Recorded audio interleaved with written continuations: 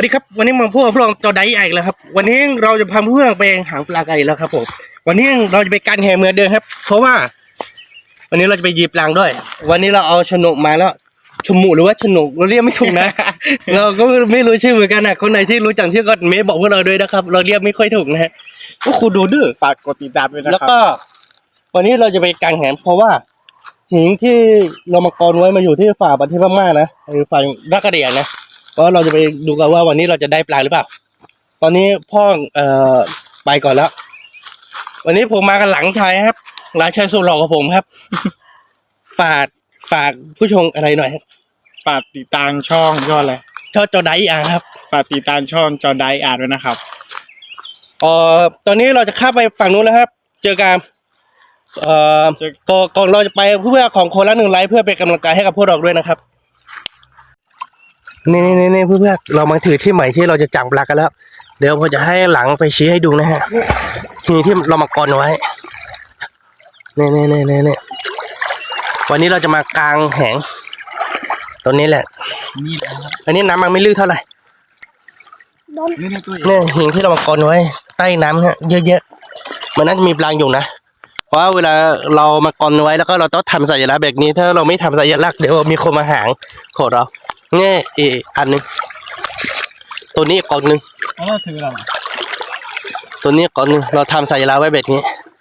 ตัวนี้กองนึงเธอมาใกล้ๆกันนี่แหละไม่รู้ว่าปลาจะมาอยู่เยอะน้อยแค่ไหนเราก็ยังไม่รู้เลย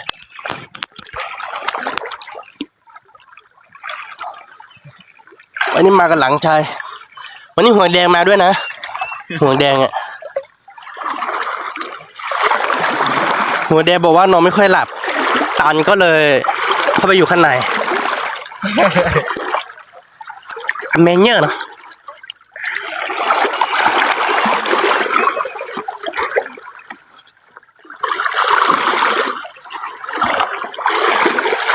เราจะมากันแห่เมือเดินฮะเดี๋ยวเราจะมากันแห่เราเก็บของก่อนนะครับเราจะมากันแห่ตรงนี้แหละเดี๋ยวเอาทีออกมาหน่อยนึง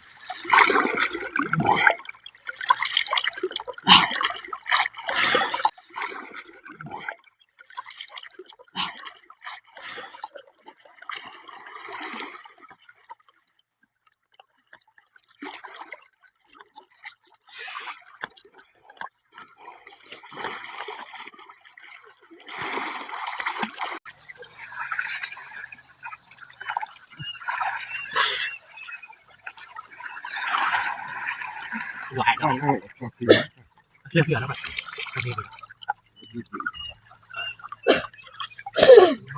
ถ้าพูดถึงแล้วบ้าเก่ง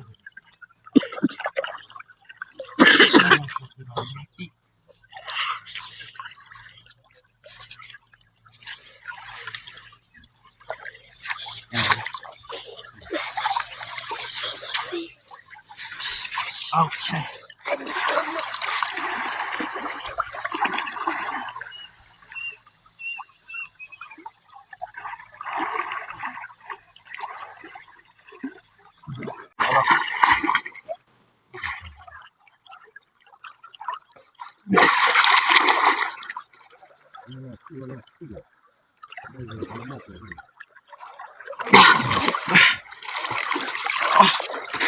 ได้กี่ตัวเนี่ย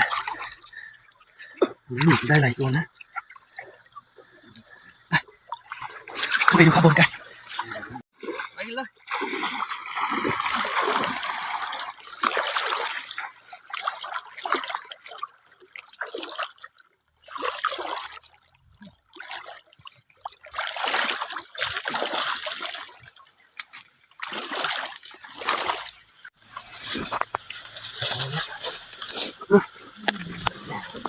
ได้หลายตัวนะ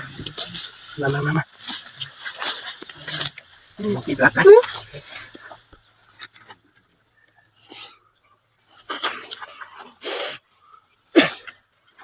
ด้เยอะเลยนะ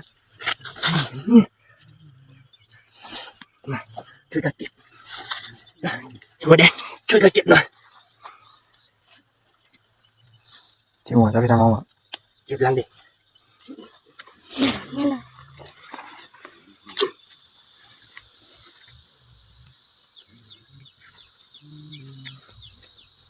mình bắt là truy đi đâu đây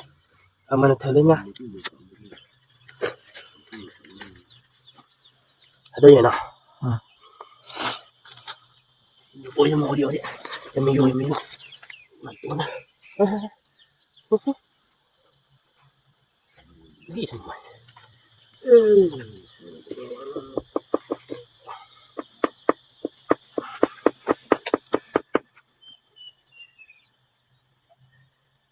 nó sao mày làm có chuyện gì đây lẹ thế nhỉ nha lẹ lẹ khi đã chọc gà khôi gì đấy hảเพื่อนๆไอ้ช่วงนี้บรรยากาศไม่ค่อยดีเลยดักน้ำมองอะไรไม่ค่อยเห็นมันมีแต่ฝุ่นมันควันเยอะแยะเลยมีฝุ่นเยอะเกินไปแล้วก็วันนี้น้ำมันขึ้นด้วยวันนั้นที่เรามาหาคราวที่แล้วน้ำมันน้อยกว่านี้ตอนนี้น้ำขึ้นเยอะเลยแล้วก็น้ำมันขุ่นด้วยมองอะไรไม่ค่อยเห็นก็เลยได้ปลาน้อยหน่อยแต่ไม่เป็นไรนอนมีก้อนหินอีก3 ก้อนนะเราเก็บไปแล้วกล่องนึงทั้งหมด4 ก้อนเหลืออีก3 ก้อนเดี๋ยวเราจะไปถ่ายให้ดูก้อนที่4เลยก้อนที่2ก้อนที่3เดี๋ยวเราไปจับก่อนเพราะช่วงนี้มันมีอะไรไม่รู้มันคานอยู่ถือว่ามาแล้วก็พ่อทีมันจะลุยกันเลยตรงนี้น้ำมันลึกเกินไปเข้าไปถ่ายไม่ได้ลงไปแล้วนะลงป่ะ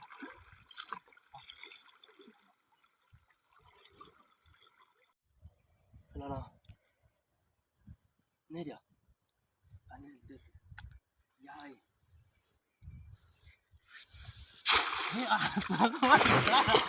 ที่มึงไปเจอเด้อ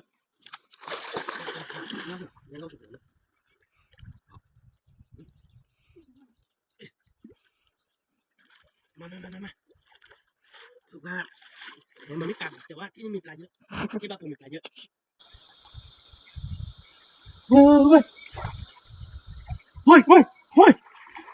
มีปลาจริงๆด้วยมาได้ใบไม้ได้แค่นี้ไม่พอกินแล้วล่ะโอ้ได้แค่นี้ไม่พอกินแล้วล่ะมันคือวันที่บ้านผมมีปลาเยอะแบบนี้นะมีปลาเยอะจริงๆนี่หนังไปดิย่าเลยนี่หลักดีครับมาดู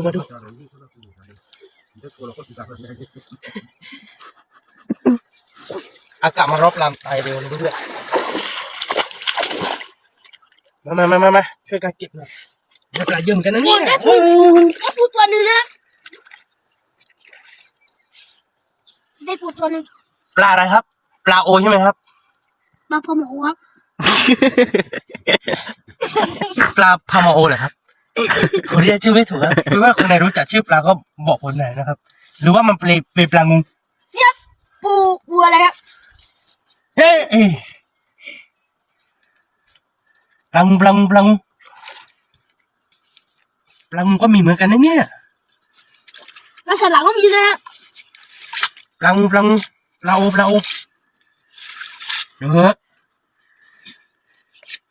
โอ้ยทีเดียวได้ปลาเยอะเลยนะ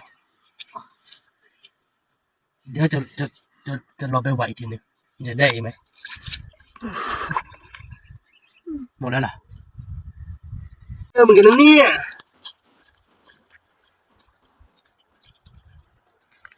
เจมมี่อยู่บ้านได้กี่กิโลเนี่ย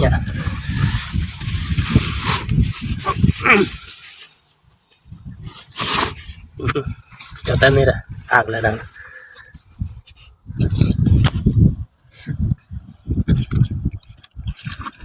เอาล่ะเพื่อนๆสำหรับวันนี้ได้ประมาณ